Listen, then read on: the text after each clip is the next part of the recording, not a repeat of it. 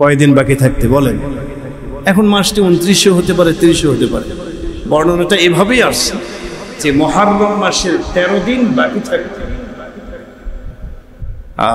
13 দিন বাকি থাকতে হস্তি বাহিনীর ওই ঘটনাটি ঘটেছে। তাহলে যেদিন ওই তারিখ হস্তি বাহিনীর সেই আক্রমণ হলো, মুহররম মাসের আরো কতদিন বাকি আছে?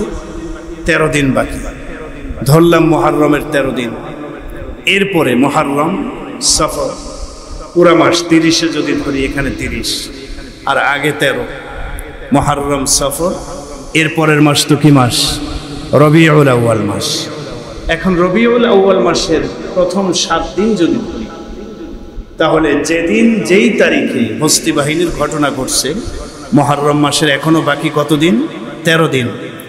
তাহলে ওই ঘটনা ঘটার পরে যেহেতু 50 দিনের মাথায় রাসূল পৃথিবীতে আগমন করেছেন বর্ণনায় পাওয়া যায়, সেই হিসাবে যদি আমরা হিসাব মিলাই, তাহলে মুহররমের 13 দিন, এরপরে সফর মাসের 30 দিন, এরপরে আর মাত্র 7 দিনের মাথায় 50 দিন পূর্ণ হয়। কি বলেন? ঠিক কি ঠিক না? 13 এরপরে যোগ 30 যোগ 7 সমান সমান কত আসে? 50। তাহলে এই হিসাবে 50 দিনের মাথায় পরে হচ্ছে রবিউল আউয়াল মাসের 8 দিন। যদি হস্তি বাহিনীর 50 দিনের মাথায় পৃথিবীতে আগমন করেন, তাহলে আমরা এর কথা বলতে পারি যে রবিউল আউয়াল মাসের 8 তারিখেই তো 50 দিন পূর্ণ হয়েছে। অতএব 8 তারিখেই রসুলের জন্ম তারিখ। সুবহানাল্লাহ পড়ে। বিশুদ্ধ মত এটা, যেটা হস্তি বাহিনীর ঘটনার সাথে ইতিহাসের সাথে মিলে যায়। তবে প্রসিদ্ধ হয়ে গেছে 12ই রবিউল আউয়াল। যাই হোক, আমাদের সামনে 12ই রবিউল আউয়াল আগামীকাল। এখন এই তারিখটা প্রসিদ্ধ বর্ণনা মতে রসুলের জন্ম তারিখ। খুশির বিষয়, কি বলেন? ঠিক না? রসুলের জন্মে কি খুশি হন নাই আপনারা? আরে খালি খুশি নাকি, সবচেয়ে বেশি আনন্দিত হওয়ার কথাই উম্মত। কারণ যে রসুলকে পাওয়ার কারণে খায়রা উম্মত, পৃথিবীতে সর্বশ্রেষ্ঠ উম্মত হিসেবে আমাদের মর্যাদা উন্নীত হয়েছে। সুবহানাল্লাহ। আমাদের নবীর আগ পর্যন্ত পৃথিবীতে অনেক নবী রাসূলগণ এসেছেন, অনেক উম্মত এসেছেন। আল্লাহ তাআলা বলেন, ইয়া বনি ইসরাঈল আযকুরু নি'মাতি আল্লাতী আন'আমতু আলাইকুম ওয়া আন্নী ফাদ্দালতুকুম আলাল আলামিন। আমাদের নবী আসার আগে আল্লাহর ঘোষণা ছিল, হে বনি ইসরাইল সম্প্রদায়, তোমাদের মর্যাদা আমি বাড়িয়ে দিয়েছি। আন্নী ফাদ্দালতুকুম আলাল আলামিন, তোমাদেরকে তাম বিশ্বের মধ্যে আমি শ্রেষ্ঠ জাতি হিসেবে ঘোষণা করলাম। বনি ইসরাইলকে বলতেছিলাম। তাহলে আমাদের নবীর আগমনের পূর্বে শ্রেষ্ঠ জাতি ছিল বনি ইসরাইল। আল্লাহ পাকের ঘোষণা। যেই মাত্র আমাদের নবী পৃথিবীতে আসলেন, নবুয়তের দায়িত্ব, রিসালাতের দায়িত্ব গ্রহণ করলেন, আমাদের নবী হলেন, এখন এই নবীর উম্মতের ব্যাপারে আল্লাহর আগের ঘোষণা বাদ দিয়ে নতুন ভাবে ঘোষণা করলেন, কুনতুম খায়রা উম্মাতিন উখরিজাত লিন-নাস। সুবহানাল্লাহ পড়ে। হে মুহাম্মদুর রাসূলুল্লাহর উম্মতরা, এখন থেকে পৃথিবীতে তোমরাই শ্রেষ্ঠ জাতি। সুবহানাল্লাহ পড়ে। তো রাসূলের কারণে উম্মত হওয়ার কারণেই আমাদের মর্যাদা পৃথিবীর সবচেয়ে সব উম্মতের উপরে বেড়ে গিয়েছে। সুবহানাল্লাহ। রাসূলের আগমনে অবশ্যই আমরা খুশি, আনন্দিত। বাকি রাসূলের মৃত্যু তারিখও তো ওই একই তারিখে পড়ে গেছে, 12ই রবিউল আউয়াল। কোনো সন্দেহ নাই, এই তারিখেই রাসূল 63 বছর পরে দুনিয়ার থেকে বিদায় নিয়ে চলে গেলেন। তাহলে 12ই রবিউল আউয়াল জন্ম তারিখ হিসেবে খুশি, আর মৃত্যু তারিখ হিসেবে কি আমরা খুশি হতে পারি? রাসূলের ইন্তেকালে কি আমরা ব্যথিত হতে পারি? ঠিক না? ব্যথিত হতে পারি, বাকি খুশি হওয়ার কোনো সুযোগ। এখন 12ই রবিউল আউয়ালকে, এই তারিখটাকে আপনারা কোন দৃষ্টিতে? রাসূলের জন্মদিবস পালন করতে গিয়ে আমাদের সমাজের কিছু ভাইয়েরা আছেন যারা এই তারিখে বিশাল বড় শোভাযাত্রা বের করে, মিছিল মিটিং করে। এই তারিখে ঈদে মিলাদুন নবী নামে তারা উদযাপন করে, একটা খুশির দিন হিসেবে উদযাপন করে। আছে না নাই বলেন? ঈদে মিলাদুন্নবী শব্দটা কানে কখনো আসছে নাকি আপনাদের? কখনো শুনছেন না নাকি? না প্রথম শুনলেন এবার মসজিদে আইসা? আমাদের দেশের সরকারি ছুটির ক্ষেত্রেও তো ঈদে মিলাদুন্নবী শব্দটা ব্যবহার করা, বিভিন্ন ক্ষেত্রে। এই যে আজকের পত্রিকা খুলবেন, সব পত্রিকার হেডলাইনে দেখবেন আগামীকাল সারা দেশে ঈদে মিলাদুন্নবী উদযাপিত হবে। হেডলাইন আসবে কিনা বলেন তো? ঈদে মিলাদুন্নবী, এটা আবার কোন ঈদ? এটা আবার কোন ঈদ যেই তারিখে রসুল ইন্তেকাল করলেন সুনিশ্চিত, কোনো সন্দেহ নাই। হ্যাঁ, রসুল সেই তারিখে জন্মগ্রহণ করেছেন কিনা এ ব্যাপারে একটি মত পাওয়া যায়, প্রসিদ্ধ হয়ে গেছে মতটা, যদিও বিশুদ্ধ মত হচ্ছে 8 রবিউল আউয়ালে জন্ম। এখন এই তারিখে একটি বিষয়কে, খুশির বিষয়টাকে প্রাধান্য দিয়ে মুসলিম উম্মার একটি অংশ তারা ঈদে মিলাদুন্নবীর নামে অনেকগুলো বিদআত আবিষ্কার করছে, যেগুলির সাথে ইসলাম এবং মুসলমানদের কোনো সম্পর্ক নাই। কি বলেন, ঠিক কি ঠিক না?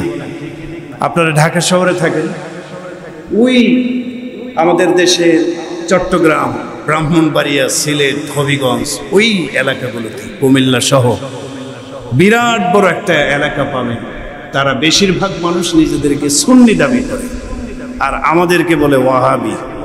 আছে না নাই বলেন? ওরা নাকি সুন্নি আর আমরা হলাম কি ওয়াহাবি। মাঝে মাঝে আমার ভাটিয়ারিতে যাওয়া পড়ে, তো সেখানে গিয়ে যখন নামাজের জন্য মসজিদে যায়, সবাই আমার দিকে মানে এক চোখা ভাব নিয়ে থাকে, তার মানে একজন ওয়াহাবি আসছে মসজিদে। কি বলেন? ওরা সুন্নি, আমাদেরকে ওয়াহাবি বলে। সম্মানিত ভাইয়েরা, যারা নিজেদেরকে সুন্নি দাবি করে তারাই মূলত ঈদে মিলাদুন্নবী উদযাপন করছে, এবং এই ঈদে মিলাদুন্নবীর নামে অনেকগুলো বিদআত আবিষ্কার করেছে, যেগুলির সাথে ইসলামের কোনো সম্পর্ক নেই। এগুলি জানতে হবে এবং সেগুলি থেকে আমাদেরকে ফিরে আসতে হবে। 12 রবিউল আউয়ালকে ইসলামের তৃতীয় ঈদ, ঈদে মিলাদুন্নবী নামে উদযাপন তারা করে। বলেন, ইসলামের ঈদ কয়টা? তৃতীয় কোনো ঈদ আছে? মন গড়া কোনো বিষয়কে ইসলামের নামে চালিয়ে দেওয়া, এটা মারাত্মক ধরনের বিদআত, কুসংস্কার। জাহান্নামে যাওয়ার জন্য একটি বিদআতের উপর আমল করাই যথেষ্ট। নাউজুবিল্লাহ বলেন। শুনে, ঈদে মিলাদুন্নবী তৃতীয় ঈদ, এবং তারা একটা স্লোগান দেয়, বিভিন্ন জায়গায় তারা লেখে, দেয়াল রাইটিং করে, সকল ঈদের সেরা ঈদে মিলাদুন্নবী। ঈদে মিলাদুন্নবী এটা ঈদে আযম, ঈদে আকবার, এরকম তাদের স্লোগান, ব্যানার লেখা। মানে এটাই নাকি বড় ঈদ। ইসলামের যে দুইটা ঈদ, ওই দুইটাকে বাদ দিয়ে তৃতীয় একটা ঈদ বলে ইসলামের মধ্যে একটা বিধানকে ঢুকায় দিয়েছে। অথচ ঈদে মিলাদুন্নবী নামে তৃতীয় প্রকারের কোন ঈদ কোরআন, হাদিস, ইজমা, কিয়াস সাহাবীদের মধ্যে ছিল না, তাবেঈদের মধ্যে ছিল না, তাবেঈদের মধ্যে ছিল না। এটা 600 হিজরির দিকে আবিষ্কৃত একটি বিদআত। ঠিক ঠিক জানতে হবে।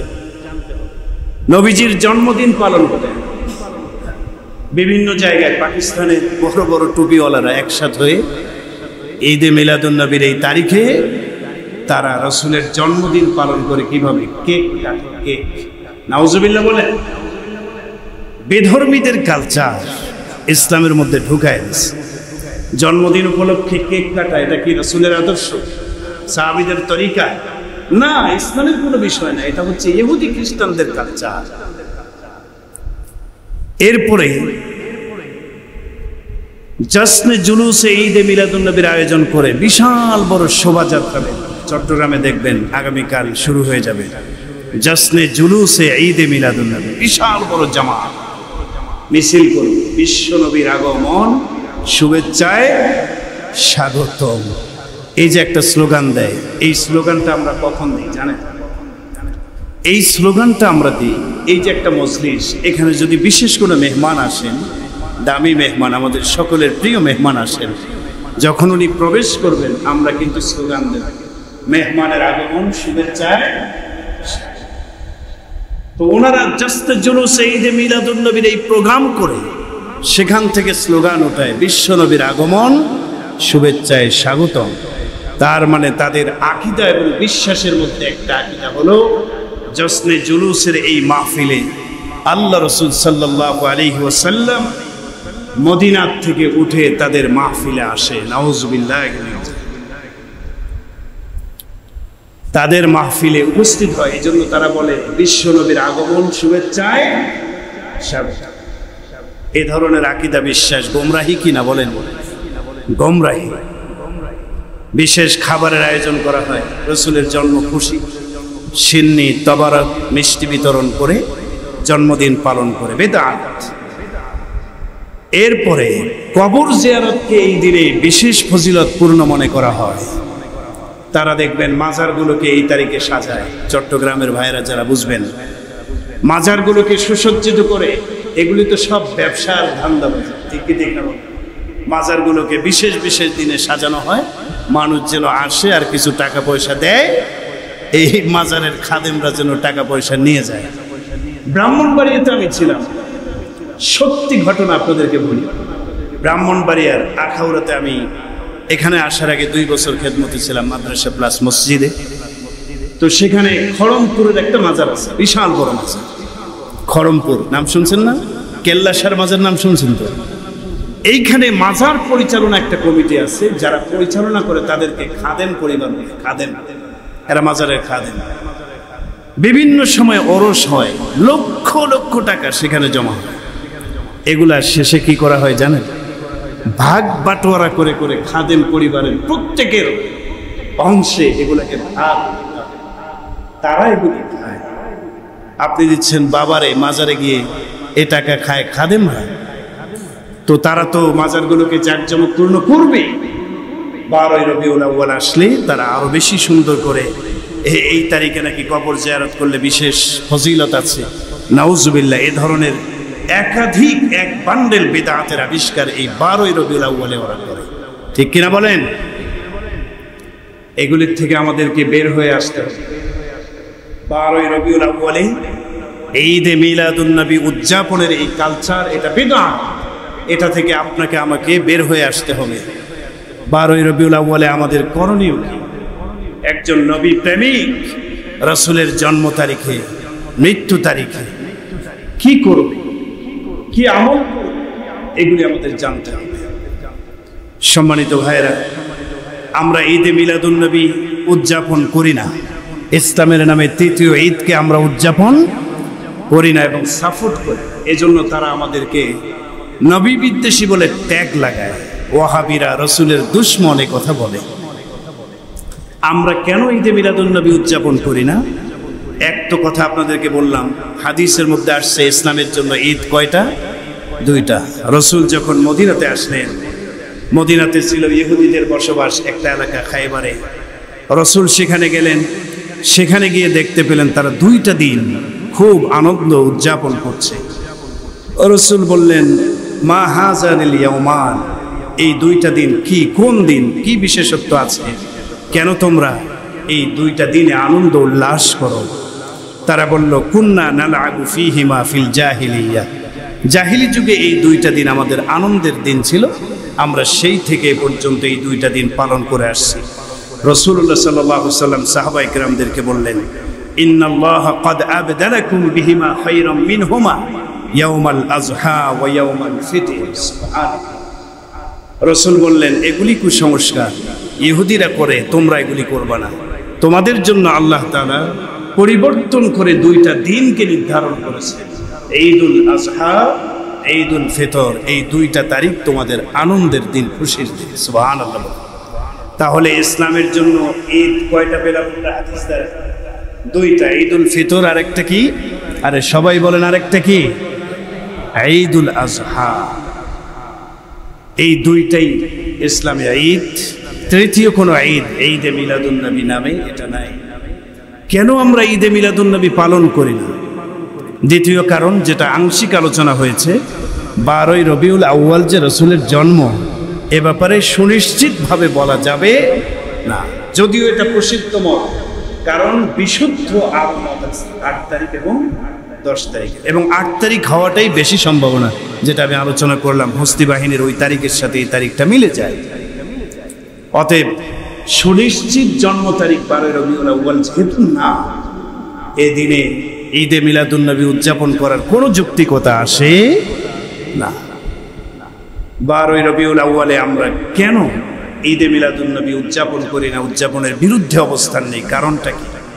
কারণ হচ্ছে রাসূল করিম সাল্লাল্লাহু আলাইহি সাল্লাম তিনি নবী হওয়ার পরে তার জন্ম তারিখ উদযাপন করা, জন্মদিন পালন করাটা যদি ফজিলতের হতো, সাহাবায়ে কেরামদেরকে ফজিলত থেকে রাসূল মাহরুম করতেন এবং উম্মতকে মাহরুম করতেন।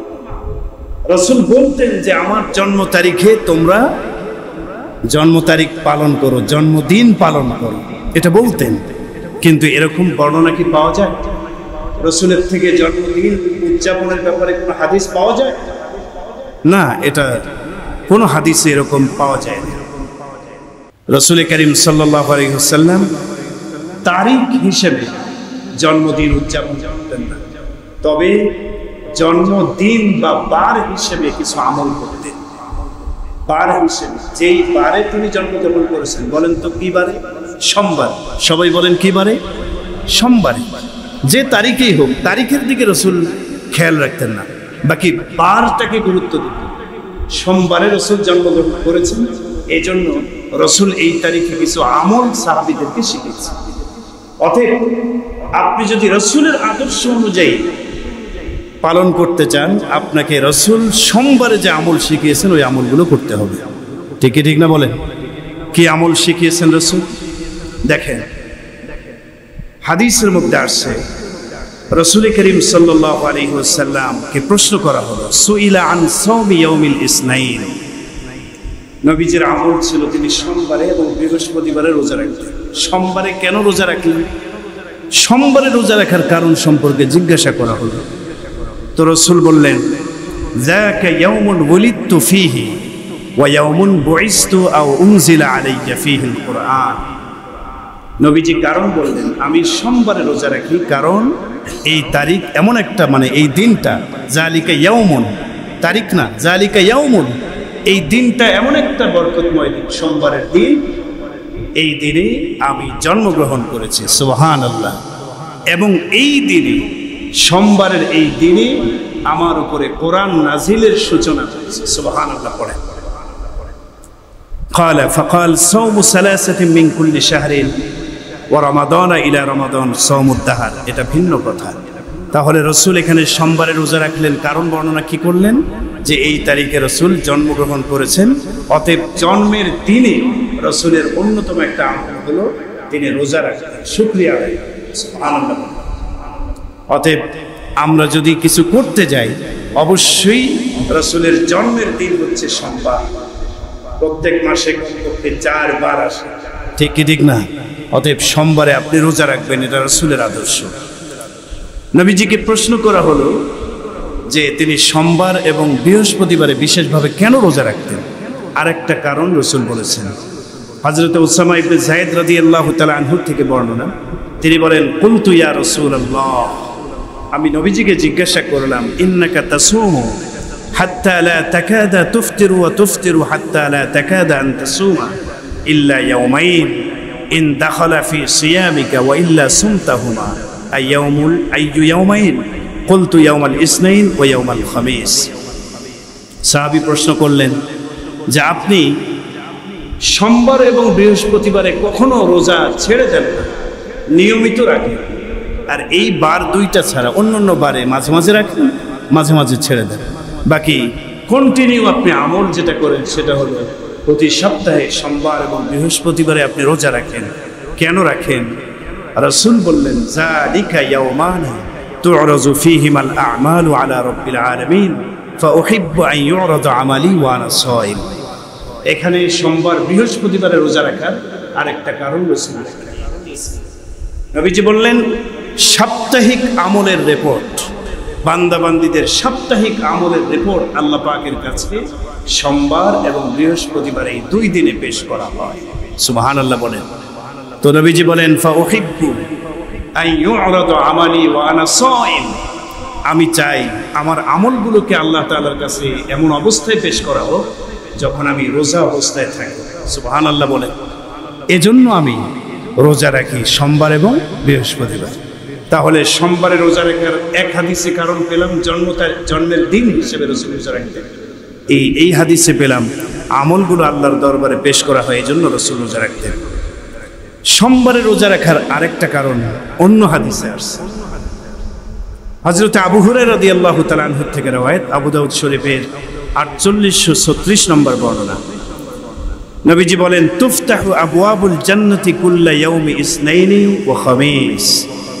সপ্তাহে 2টা দিন, সোমবার এবং বৃহস্পতিবারে জান্নাতের সমস্ত দরজাগুলো একবার করে খুলে দেওয়া হয়। আরে জোরে বলেন সুবহানাল্লাহ। সবার কি ঠান্ডা লেগে গেছে? আমার কথাই বুঝতে পারতেছেন যে কণ্ঠের আওয়াজটা ডাউন হয়ে গেছে, তার মানে ঠান্ডা লেগে গেছে। অনেকেই ঠান্ডা কাশিতে একদম, ঠিক না? দোয়া করি আল্লাহ রাব্বুল আলামিন যেন সবাইকে সমস্ত ধরনের আপদ বিপদ রোগ ব্যাধি থেকে হেফাজত করেন, আমিন। তো নবীজি বলেন, সোমবার এবং বৃহস্পতিবারে জান্নাতের দরজাগুলোকে খুলে দেওয়া হয়। ফায়ুগফারু ফি যালিকাল ইয়াওমাইনি লিকুল্লি আবদিন লা ইউশরিকু বিল্লাহি শাইআ। আল্লাহ পাক এই 2 তারিখে, সোমবার এবং বৃহস্পতিবার, এই 2 দিনে যারা আল্লাহর সাথে কাউকে শিরিক করে না, এই গুনাহটা যারা করবে না, যারা মাফ চাইবে আল্লাহর কাছে, এই 2 দিনে আল্লাহ সবাইকে মাফ করে দেবেন, সুবহানাল্লাহ। তবে আরেকজন আছে, ইল্লা মান বাইনাহু ওয়া বাইনা আখিহি শাহনা। এক মুসলিম আরেক মুসলিমের সাথে হিংসাত্মকপূর্ণ আচরণ করে, হিংসা অন্তরে রাখে, এই ব্যক্তিকে আল্লাহ এই 2 দিনে মাফ করবেন না। এছাড়া মানে মুশরিক এবং হিংসুক ছাড়া আল্লাহ তাআলা এই 2 দিনে সবাইকে মাফ করে দেন। ফায়াকালু আনজিরু হাযাইনি হাত্তা ইয়াস্তলিহা। সম্মানিত ভাইরা, এই হাদিসের দ্বারা আমরা বুঝলাম সোমবার এবং বৃহস্পতিবারে জান্নাতের দরজাগুলোকে কি করা হয়? খুলে দেওয়া হয়। তো এই ফজিলতের কারণে রাসূল কারীম সাল্লাল্লাহু আলাইহি ওয়াসাল্লাম রোজা রাখতেন নবীজি। তাহলে এই যে 3টা হাদিস পেশ করা হলো, এই 3টা হাদিস দ্বারা বোঝা যায় সোমবারে রোজা রাখতেন কেন। 1, রাসূলের জন্মদিন হিসেবে রোজা রাখতেন। 2, এই তারিখে নবুয়ত প্রাপ্তি লাভ করেছেন, নবুয়ত প্রাপ্ত হয়েছেন নবীজি, এজন্য রোজা রাখতেন। নাম্বার 3, বান্দার আমল এই সোমবার বা বৃহস্পতিবারে পেশ করা হয়, সাপ্তাহিক রিপোর্ট। নাম্বার 4, জান্নাতের দরজাগুলো সোমবারে কি করা হয়? খোলা হয়, বৃহস্পতিবারে খোলা হয়। তো রাসূল রোজা রাখার কারণ শুধু একটা পেলাম না, অনেকগুলো পেলাম। সোমবার বৃহস্পতিবারে রাসূল রোজা রাখতেন কেন, এর 4টা কারণ কমপক্ষে হাদিস থেকে আমরা পেলাম।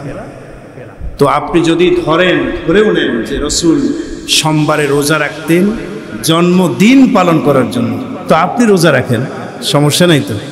রোজা রাখেন, সোমবারে রোজা রাখেন, নিষেধ নাই, বরং আরো মুস্তাহাব। সপ্তাহে 2টা রোজা রাখা মুস্তাহাব, রাখলে সওয়াব আছে না নাই? তো রাসূল জন্মদিনে করণীয় কি? সাহাবায়ে কেরামদেরকে তো আমল শিখিয়েছে।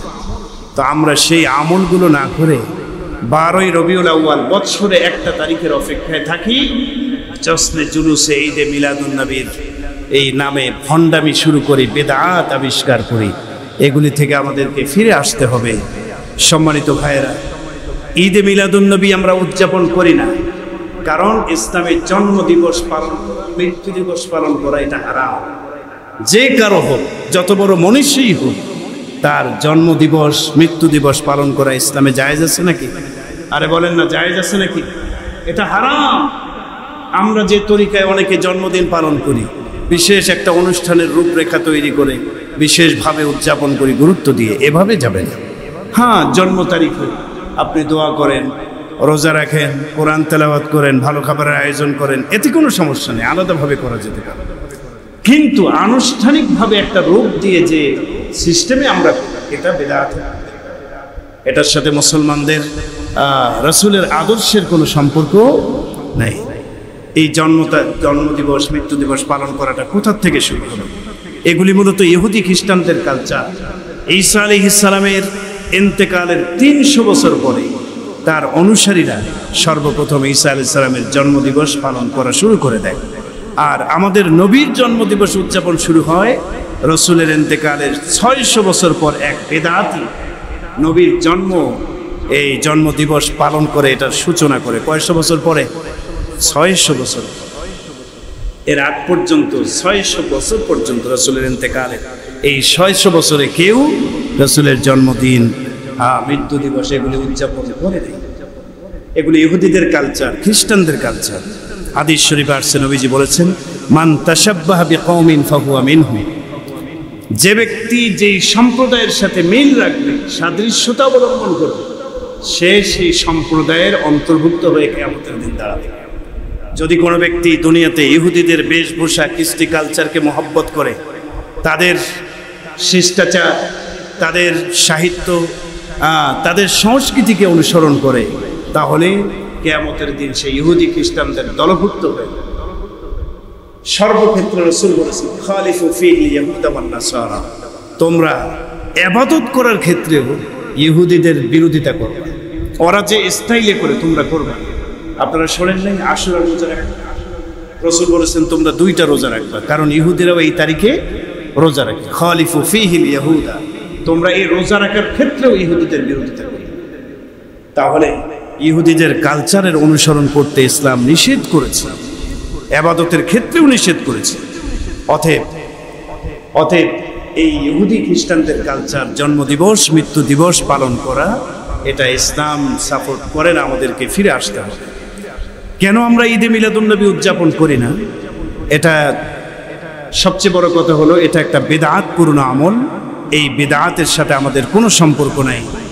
বিদআতের ব্যাপারে রাসূল কড়া হুঁশিয়ারি দিয়েছেন, মান আহদাসা ফি আমরিনা হাযা মা লাইসা ফীহি ফাহুয়া রাদ্দুন।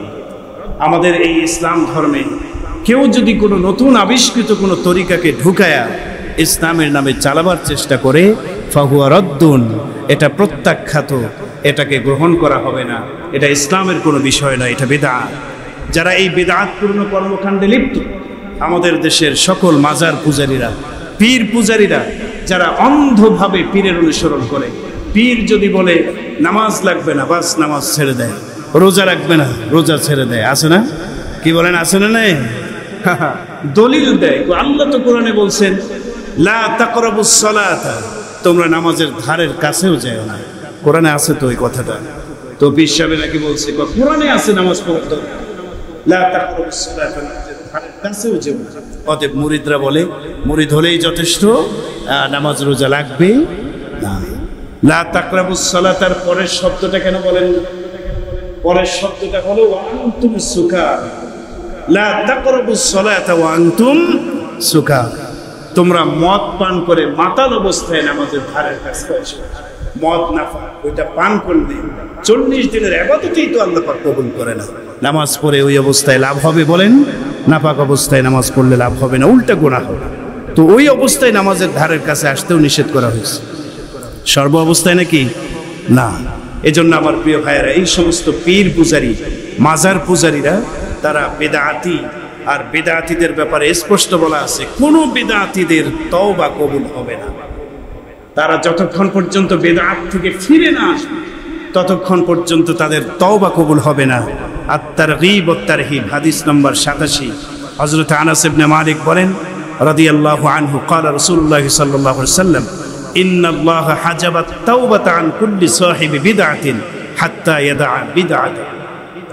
রাসূল বলেছেন, আল্লাহ রাব্বুল আলামিন বেদাতিদের তওবাকে কখনোই কবুল করবেন না যতক্ষণ পর্যন্ত বেদাত থেকে তারা ফিরে না আসবে। বেদাতিদের কোনো আমলেই কবুল হয় না। এ ব্যাপারে হাদিস আছে, ইবনে মাজার 49 নম্বর হাদিস। নবীজি বলেছেন, লা ইয়াকবালুল্লাহু লিসাহিবি বিদআতিন সাওমান ওয়ালা সালাতান ওয়ালা সাদাকাতান ওয়ালা হাজ্জান ওয়ালা উমরাতান ওয়ালা জিহাদান ওয়ালা সারফান ওয়ালা আদলান ইয়াখরুজু মিনাল ইসলাম কামা তাখরুজু শা'রাতু মিনাল আজীন। নবীজির পরিষ্কার বর্ণনা, সাহিবে বিদআত, বেদাতি ব্যক্তি, বেদাতে লিপ্ত ব্যক্তি, এই ব্যক্তির নামাজ, রোজা, হজ, যাকাত, ওমরা, জিহাদ কোনো কিছুই আল্লাহ পাক কবুল করবেন। তাহলে বেদাত এটা কি ছোট অন্যায় না বড় অন্যায় বলেন? আমাদের সমাজে এই বেদাত কুসংস্কারগুলো ঢুকে গেছে।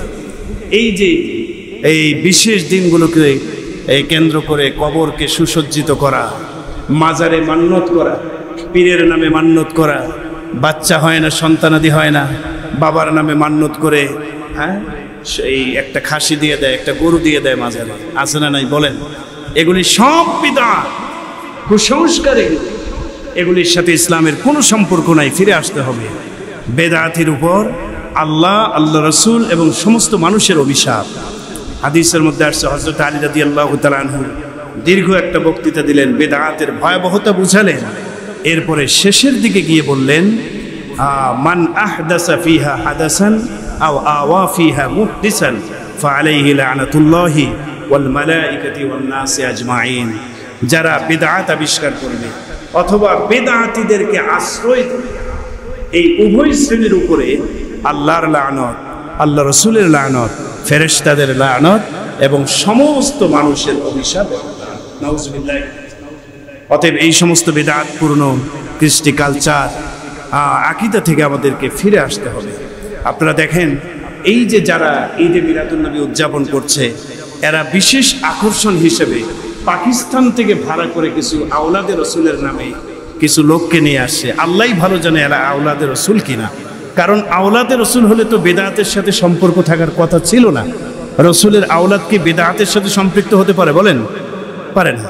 এরা আকর্ষণ করার জন্য এরা বহু আগ থেকে 1974 সাল থেকে এরা শুরু করেছে বাংলাদেশে ভাড়া করে মৌলবী নিয়ে আসে। পাকিস্তান থেকে দরবারে আলিয়া কাদেরিয়া সিরিকোট শরীফের শাহ তৈয়ব শাহ নামে একজন ভণ্ড বেদাতি বাংলাদেশে এসে এইটা উদ্বোধন করছিল। এই যে তারা জশ্নে জুলুসে ঈদে মিলাদুন্নবীর যা প্রোগ্রামটা করে, এটার উদ্বোধন হয়েছে 1974 সালে। পাকিস্তান থেকে ভণ্ড তৈয়ব শাহ নামে একজন এসে আবিষ্কার করেছিলেন। এরপরে প্রতি বছর তিনি আসতেন। এক পর্যায়ে তার ইন্তেকাল হয়ে গেল। এরপরে এখন যাকে নিয়ে আসা হয় মোহাম্মদ তাহের শাহ, 1987 থেকে কমপক্ষে 32 বার এর বেশি সময় তিনি জশ্নে জুলুসের নেতৃত্ব দিয়েছিলেন বাংলাদেশে এসে। এই তাহের শাহ, তৈয়ব শাহর ছেলে কি তাহের শাহ। এগুলি পাকিস্তানের প্রোডাক্ট, যারা ঈদে মিলাদুন্নবী আবিষ্কার করে বাংলাদেশে বেদাত ছড়াচ্ছে, কুসংস্কার ছড়াচ্ছে। আমাদেরকে সাবধান থাকতে হবে, সতর্ক থাকতে হবে। এটা বেদাত, এটার সাথে ইসলাম এবং মুসলমানদের কোনো সম্পর্ক নেই। এই বয়ানটা লম্বা করলাম কেন? কারণ হচ্ছে পুরা বৎসরে একদিনেই বেদাতীদেরকে সাইজ করব, আর কোনো দিন করব না। কি বলেন, ঠিক না? বেদাতীদেরকে একদিন ইচ্ছা মতো সাইজ করা দরকার। যারা এই সমস্ত বেদাত আবিষ্কার করছে উম্মতের মাঝে, তারা এই বেদাত ঢুকায় দিয়ে রাসূলের আদর্শ থেকে দূরে সরানোর চেষ্টা করছে। অথচ ঈদে মিলাদুন্নবী এটার ঈদ অবশ্যই আনন্দ থাকবে, রাসূলের জন্ম হিসেবে উদযাপনের কোনো বিষয় নয়। দ্বিতীয়ত, রাসূল যেহেতু ইন্তেকাল করেছেন এই তারিখে, সুনিশ্চিত ইন্তেকালের তারিখ, আমরা রাসূলের শানে দরুদ ও সালাম পেশ করব, দরুদ শরীফ বেশি বেশি পড়ব। ওনারা আবার করে কি আরেকটা বেদাত কাজ করে, যে বিশাল বড় জশ্নে জুলুসের এই প্রোগ্রামে মিলাদ পড়ে, প্রচলিত মিলাদ, দরুদ শরীফ না। কিন্তু মিলাদ এক জিনিস, দরুদ শরীফ আর এক জিনিস। তাদের ভণ্ডামির একটা হলো যে মিলাদ মিলাদ পড়া ইবাদত মনে করে, এটা আরেক। কি বলেন, ঠিক কি ঠিক না? মিলাদ যেই তরিকায় পড়া হয়, এই তরিকায় রাসূল পড়তে বলছেন। রাসূল বলছেন দরুদ শরীফ পড়ো, একবার দরুদ পড়লে আল্লাহর রহমত 10 বার তার উপরে আছে। দরুদ পড়ার ফজিলত আছে। তো এরা মিলাদ পড়ে, মিলাদের মাঝখানে হঠাৎ করে বসা থাকে, বসা থেকে দাঁড়ায় যায়, লাভ দিয়ে দাঁড়ায় যায়। কেন দাঁড়ায়? এদের আকীদার ভিন্নতা আছে। কেউ কেউ বলে রাসূল মিলাদের মজলিসে আসে, নাউজুবিল্লাহ বলে। অসংখ্য হাদিস আপনাকে দেখাতে পারবো, সময় নেই। হ্যাঁ, রাসূল করিম সাল্লাল্লাহু আলাইহি ওয়াসাল্লাম বলেছেন, তোমরা দরুদ শরীফ পড়ো, তোমরা পৃথিবীর যেখান থেকেই দরুদ পড়বা, ফেরেশতাদের মাধ্যমে আমার রওজায় সেই দরুদ পৌঁছানো হয়ে থাকে। সুবহানাল্লাহ। তো রাসূল কি উম্মতের মুখাপেক্ষী নাকি? হ্যাঁ, আপনি এক জায়গায় মিলাদ পড়লেন আর রাসূল কষ্ট করে এসে আপনার মিলাদে অংশগ্রহণ করলেন। পৃথিবীতে 10 জায়গায় যদি এরকম মিলাদ হয়, তো রাসূল 10 জায়গায় এক টাইমে কেমনে আসবে? হ্যাঁ, অতএব তাদের ওই আকীদা, মিলাদের মজলিসে আসে, আমরা দাঁড়ায় যাই রাসূলকে দেখে, নাউজুবিল্লাহ। এই আকীদা চলবে না। অনেকে আবার বলে আমরা রাসূলের সম্মানে এমনিতে দাঁড়াই, সমস্যা। আরে ভাই, সম্মানে দাঁড়ালেন ঠিক আছে, এতক্ষণ যে বসে থাকলেন কারণ হঠাৎ করে সম্মান। হ্যাঁ, আবার বলে রাসূলের রওজার ওখানে গিয়ে তো আমরা বসে সালাম দিই না, দাঁড়ায়।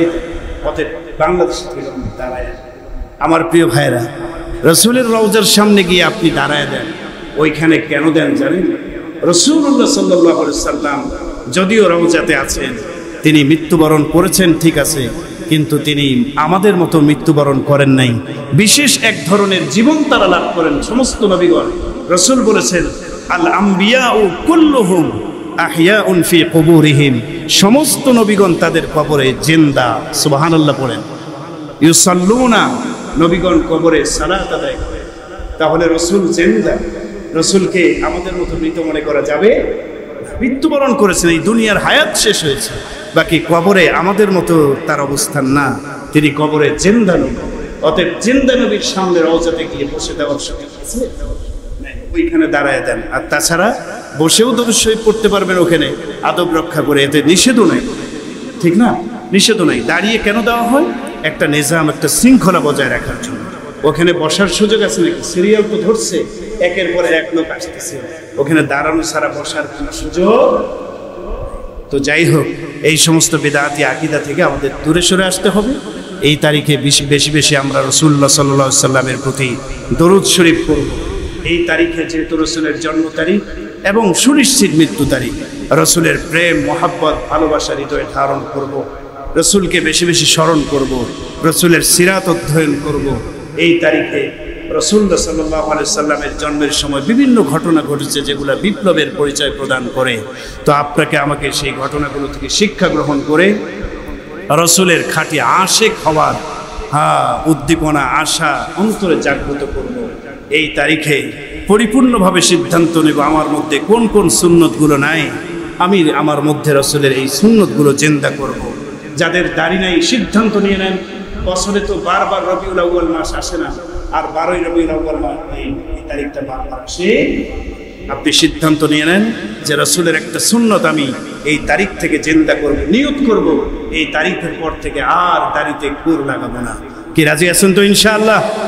যারা রাসূলের সুন্নতের উপরে নাই, সুন্নতের উপরে চলার চেষ্টা করবেন, এই অঙ্গীকার গ্রহণ করবেন, এটাই হবে রাসূলের জন্ম মৃত্যু তারিখের আমাদের অঙ্গীকার। আল্লাহ তাআলা আমাদেরকে কবুল করে নেন, বলেন আমিন। রাসূলের খাঁটি আশিক হওয়ার তৌফিক দান করেন। এই সমস্ত বিদআত, কুসংস্কার থেকে আমাদের জাতিকে আল্লাহ তাআলা হেফাজত করেন, বলেন আমিন। ওয়া আখিরু দাওয়ানা আনিল হামদুলিল্লাহি রাব্বিল আলামিন। যারা সুন্নত করেন নাই 4 রাকাত কাবলান সুন্নত পড়েন।